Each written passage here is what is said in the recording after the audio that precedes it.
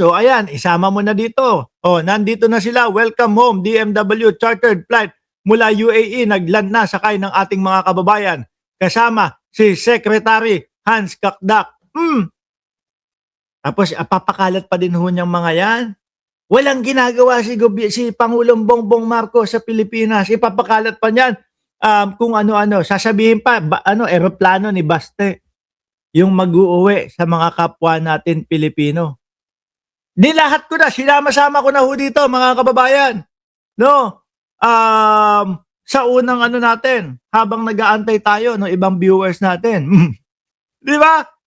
Pero kapag kayong ni-replay ng mga DDS, mga bossing, umpisa pa lang ng video natin, buwisit na sila, asar na sila. Di po ba?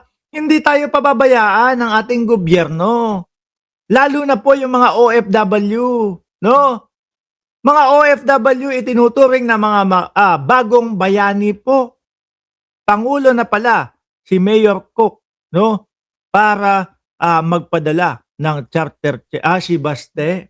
Ewan ko. Utang ng mga DDS to eh. Kung ano-ano mga fake news ang pinapakalat. Kesyo daw may eroplanong pinadala si Baste Duterte. Mabuti pa daw si Baste Duterte.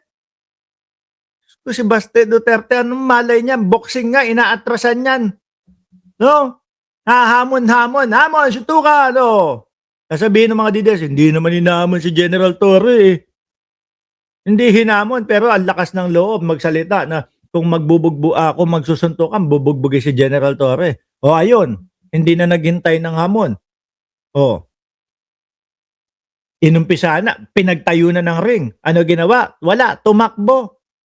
May edad pa si General Torre kumpara mo sa edad ni Baste Duterte, mga kababayan. Sadyang Barbie lang ho talaga si Baste, mga bossing. Yung mga kapatid, si Sara, yung bise, nanununtok eh, sumusugod eh. Si Pulong, nanaksak eh, di ba? Baliktad nga lang ho yung kutsilyo. si Pulong, sasaksak, ganun, baliktad kutsilyo. Si Baste ay wala. Sabihin nyo ng Barbie ako, tatakbo ako sa Singapore, di ba, Ma'am Princess Paris? Aalis ako ng bansa at takot ako kay General Torre. Isang beses na nagsabi yan, nung unang-una, sasampalin daw si General Torre. Hanggang ngayon ho, mga kababayan, hindi pa din ho nasasampal ni Baste Duterte. Puro salita lang po. Kung ano ang laki nung labi, ganun lang din ho yung ingay ni Baste Duterte, mga bossing. No? Eto, umpisahan na natin. No? Ano pa lang yan, mga DDS?